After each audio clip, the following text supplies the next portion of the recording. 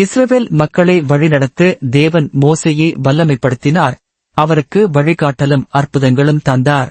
கீழ்ப்படிதல் தேவனின் ஆசீர்வாதத்தையும் வல்லமையையும் வரவழைக்கிறது. நம்முடைய முதலாவது சிந்தனை, மோசே தேவனால் அதிகாரம் பெற்ற தலைவர்.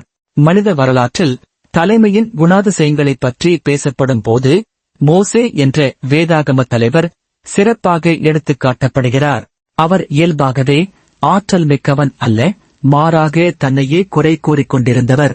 ஆனால் தேவன் தனது கருணையினாலும் அருளாலும் வல்லமையினாலும் அவரை தேர்ந்தெடுத்து அதிகாரப்படுத்தி ஒரு சிறிய கன்றை காப்பான் மேய்ப்பனாக இருந்தவரை ஒரு ஜாதியின் தலைவராக உயர்த்தினார். மோசேயின் வாழ்க்கை நமக்கு ஓர் ஆழமான உண்மையை வெளிப்படுத்துகிறது. மனிதனின் திறமைகளில் அல்ல, தேவனின் வல்லமையில்தான் உண்மையான தலைமை நிலை பெறுகிறது. நம்முடைய இரண்டாவது சிந்தனை, ஆரம்பம், எளிய மேய்ப்பனின் அழைப்பு. மோசேயின் ஆரம்ப வாழ்க்கை மிக விசித்திரமானது. எகிப்தின் பாரோவின் அரண்மனையில் வளர்ந்த அவர் 40 ஆண்டுகள் செல்வச் செழிப்பிலும் அரசுகுடி கலாச்சாரத்திலும் இருந்தார். பின்னர் ஒரு எகிப்தியனை அடித்துக் கொன்ற காரணத்தால் வனாந்தரத்திற்கு தப்பிச் சென்றார். அங்கு அவர் அடுத்த 40 ஆண்டுகளை மேய்ப்பனாக கழித்தார். மனித பார்வையில் அவர் முற்றிலும் தோல்வியடைந்த ஒருவனாக இருந்தார். ஆனால் தேவன் பார்வையில் அவர் சரியான நேரத்தில் உருவாக்கப்பட்டிருந்தார்.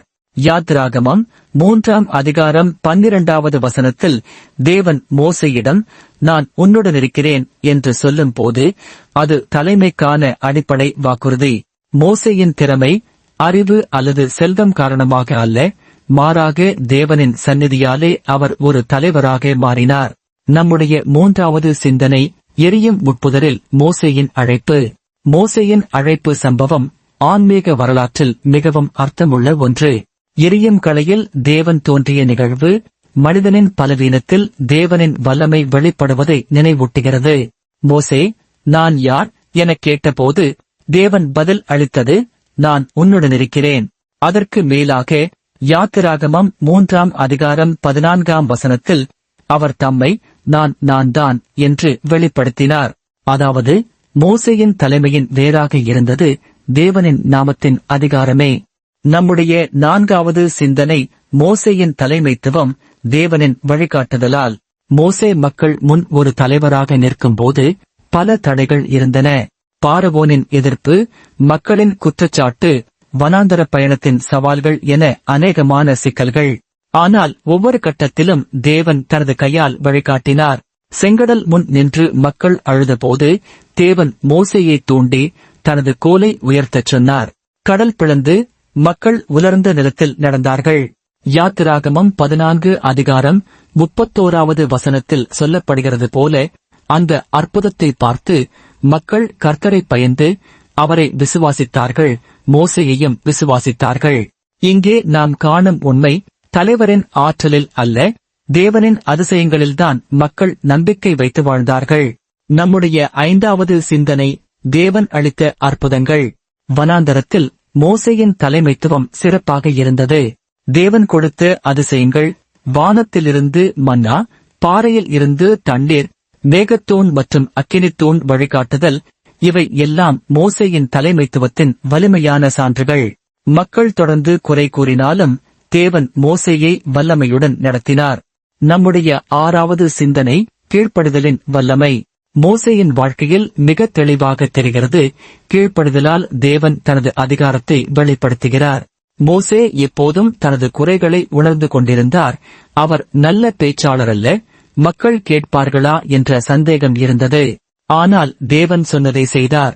அந்தச் சிறிய கீழ்ப்படிதலே ஒரு ஜாதியை அடிமைத்தனத்திலிருந்து விடுவிக்கும் பெரும் ஆற்றலாக மாறியது. இதன் மூலம் மோசேயின் ஆன்மீக கொள்கை தெளிவாகிறது. கீழ்ப்படிதல் தேவனின் ஆசீர்வாதத்தையும் வல்லமையையும் வரவழைக்கிறது. மனிதன் தனது வலிமையில் அல்ல, தேவனின் வார்த்தைக்கு கீழ்ப்படிந்து நடந்தால் அவர் வல்லமையுடன் செயல்படுவார். நம்முடைய ஏழாவது சிந்தனை, தலைமைத்துவத்தில் வரும் சோதனைகள். மோசேயின் தலைமைத்துவத்தின் மிகப்பெரிய சவால் மக்கள் அடிக்கடி குறை கூறுவதுதான். அவர்கள் அடிமைத்தனத்திலிருந்து விடுவிக்கப்பட்ட பிறகும் சிறிய சிரமங்கள் வந்ததும் எகிப்துக்கு திரும்ப விரும்பினர். அப்போது மோசே பல முறை தேவனின் முன் விழுந்து மக்களுக்காக ஜெபித்தார். உண்மையான தலைமைத்துவம் என்பது அதிகாரம் செலுத்துவதல்ல, மாறாக மக்களுக்காக தன்னை அர்ப்பணிப்பதே. மோசே தேவனிடம், அவர்களை மன்னியுங்கள், இல்லையேல் என்னையும் உங்கள் புத்தகத்திலிருந்து அழித்து விடுங்கள் என்று சொன்னது அவர் எவ்வளவு தியாகமுள்ள தலைவராக இருந்தார் என்பதை காட்டுகிறது.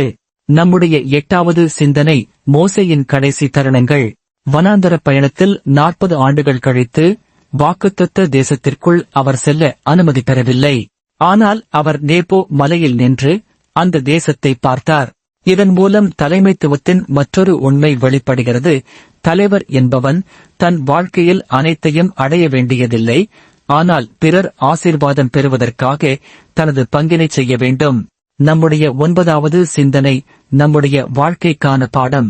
மோசேயின் தலைமையில் நாமும் கற்றுக்கொள்ள வேண்டிய பாடம் மிக தெளிவானது. தேவன் அழைக்கிறார், அவர் வல்லமை அளிக்கிறார், அவர் வழிநடத்துகிறார். நாமோ கீழ்ப்படிந்து நடந்தால் போதும். நம்முடைய குறைகளையும் பலவீனங்களையும் தேவன் தனது மகிமைக்கு பயன்படுத்துகிறார். தலைமை என்பது மனித திறமைகளின் விளைவு அல்ல, தேவனின் அருளின் விளைவு. மோசேயின் வாழ்க்கை நமக்கு ஒரு உன்னதமான சாட்சியாக இருக்கிறது. அவர் இயல்பில் பலவீனமுள்ளவர், ஆனால் தேவனின் அதிகாரத்தில் வல்லவராகி ஒரு ஜாதியை விடுவித்தார். யாத்திராகமம் 3:12 வசனத்தில் கூறிய நான் உன்னுடன் இருக்கிறேன் என்ற வாக்குறுதியும், யாத்திராகமம் 14:12 வசனத்தில் மக்கள் கண்ட அதிசயங்களும் தலைமைத்துவத்தின் ஆழமான ரகசியத்தை வெளிப்படுத்துகின்றன.